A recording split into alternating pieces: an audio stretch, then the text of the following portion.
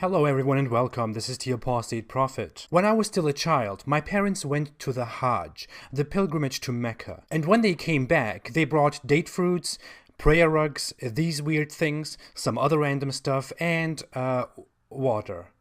Water. Yes, water. They brought water. From Saudi Arabia to Germany, they brought water. They brought water to Germany on a 6-hour flight from Saudi Arabia. And when they brought that water, it was stored at a very special place, supposed to be used only in very special cases. Drinking with restrictions, not whenever you're thirsty. And not to brush your teeth, sprinkle your body, or wash your butt. At least when I drank it by mistake, no one told me to spit it out, but you get the idea, it was special water. When we drank it, we were reminded explicitly to remember Allah, and to turn towards the Kaaba while drinking it, and to make a prayer when we are done. And we should never waste it. All of that was quite odd to me at that age, and I saw the same thing among relatives and among other people, among religious friends of my parents. Later, when I devoted myself to Islam, I understood further that this water is very holy. All that awkward behavior over some water is quite interesting, so let's give some context here. It is called Zamzam water and comes from a well in Mecca, only a few meters away from the Kaaba. According to Islamic belief, Abraham's second wife Hagar was left in the desert by Abraham together with their son Ishmael. When Hagar ran out of water for the little kid, she became desperate and started walking around between two hills looking for help in the middle of the desert, while praying to God. Those two locations are claimed to be known today and are called Safa and Marwa. Her desperate walk between those 2 points is weirdly practiced during the pilgrimage by every Muslim.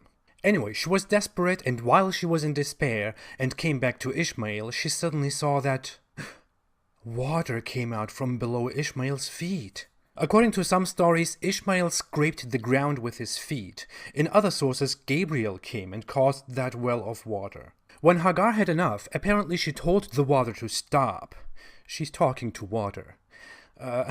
And that stop command is translated from Zamzam, stop, stop, which led to the name of the water well, Zamzam. Muslims believe that this story happened right next to where the Kaaba stands, which was built later by Abraham and Ishmael. All of this is quite weird, because the same story is mentioned in the Bible, but you will quickly notice that the Islamic story is sort of a rip-off of that biblical story. Of course, you don't know that when you're a Muslim, because you are discouraged from reading the Bible or even touching it, because it has been corrupted. According to the Bible, Abraham's concubine, not second wife, Hagar, was sent and not left by Abraham together with their son Ishmael to a wilderness that is, however, nowhere near Mecca. According to the Bible, that place is the desert of Paran.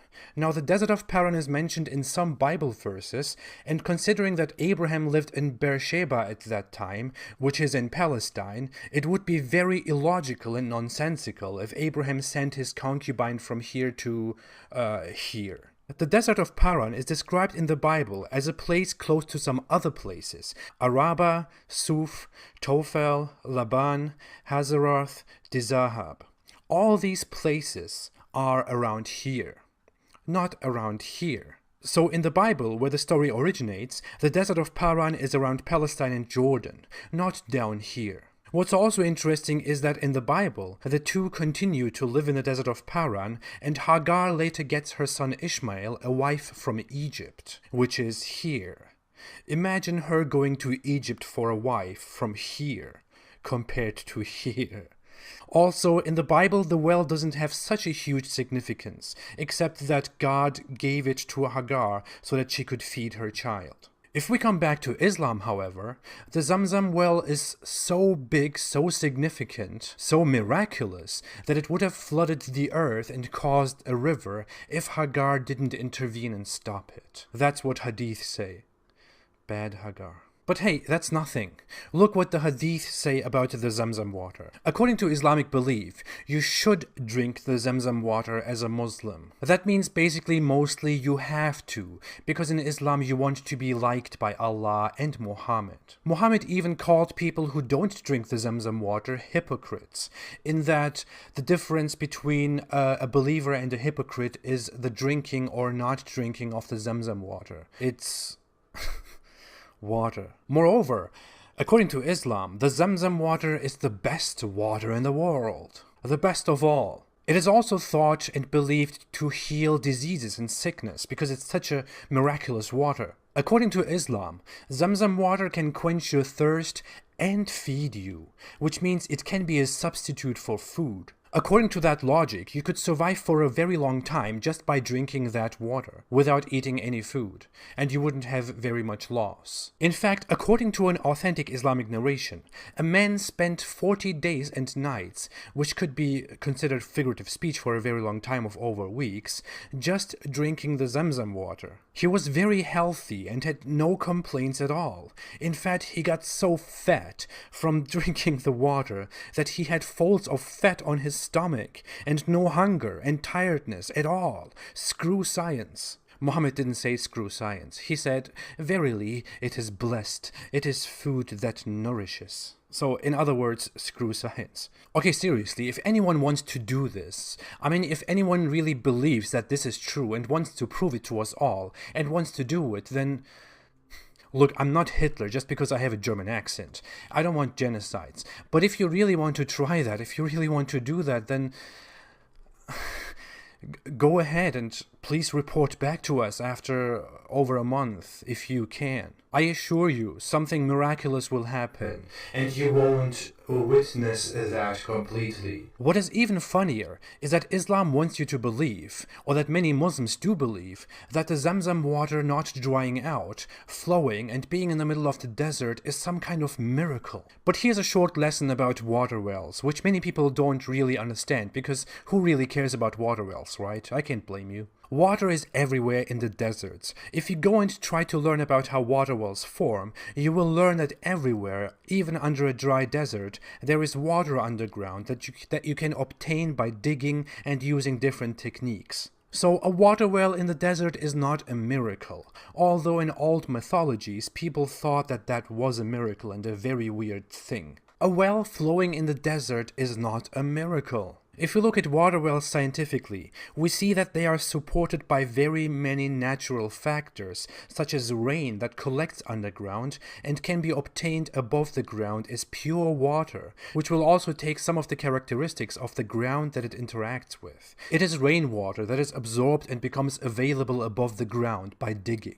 A well not drying out in the desert could be considered normal or in some cases impressive, but it's certainly not a miracle. As said, a well, even in the desert, is formed under completely natural circumstances. And today, the Zamzam well is pumped and drawn out by electric pumps, which make the water flow even more. That's not a miracle. In fact, there are more other wells that Arabs created by themselves, and they are in no way different from the Zamzam well, and share similar characteristics because they are also absorbed by the desert and offered as water that give you a distinct taste, different from water in more humid areas like Western Europe, for example. I know all of this because I'm a medical doctor. No, I know all of this because it's publicly available information. I'm not a medical doctor. Zakir Naik is a medical doctor. What is also publicly available information is that the Zamzam water was tested at different times at different places by different people. And in some completely different, unrelated cases, it was found that the water contains dangerous amounts of toxic bacteria and chemicals, while other studies at other times by other people found the water to be completely fine and normal to drink, without any huge, miraculous, extremely, enormously healthy specifications. Of course, if you look at Islamic sources, they will ignore all the bad results and disqualify them like geniuses, and will only give you the good results, like those shared in Saudi Arabia by the authorities. For some reason, I can't really figure out why they would hide the bad ones and take only the good ones. It's a mystery. As a conclusion, there is not much special about the Zamzam water. There is actually nothing special. There is nothing very good and great about the Zamzam water. It's water. And the background story about Hagar in the desert of Arabia seems more of a fabrication. It's mythology based on the Bible. Treating it like Allah's special cocktail for you just seems ridiculous from an enlightened point of view compared to a mythological point of view. Carrying it around the world to feed your children with it, that's odd, to say the least. And if you want to drink it that way, and you want to drink water while turning to the Kaaba, at least don't treat it like it's coming from Allah's hand, specifically offered to you. And if you want to treat it that way, you can totally do that. But at least don't try and tell other people that there is something holy and beautiful and wonderful and miraculous and great about it, while completely disregarding science and common sense, and then blaming others because they don't believe your ridiculous side of the story. The Sunnah and the admiration for Islam and Allah and Muhammad doesn't substitute science. It just makes you look weird. It's water. We have plenty of it in the world. We have a lot of it in the world. Thanks for watching. If you like this video, please don't forget to like, to subscribe, and to share. If you want to support my cause of enlightening people about the reality behind Islam, you can support... You can support me on Patreon or PayPal through the links in the description. Thanks for all kinds of support. Think about the future of your children. Please don't waste your time. And don't waste the time of others. Stay away from Islam. I'm such a jerk.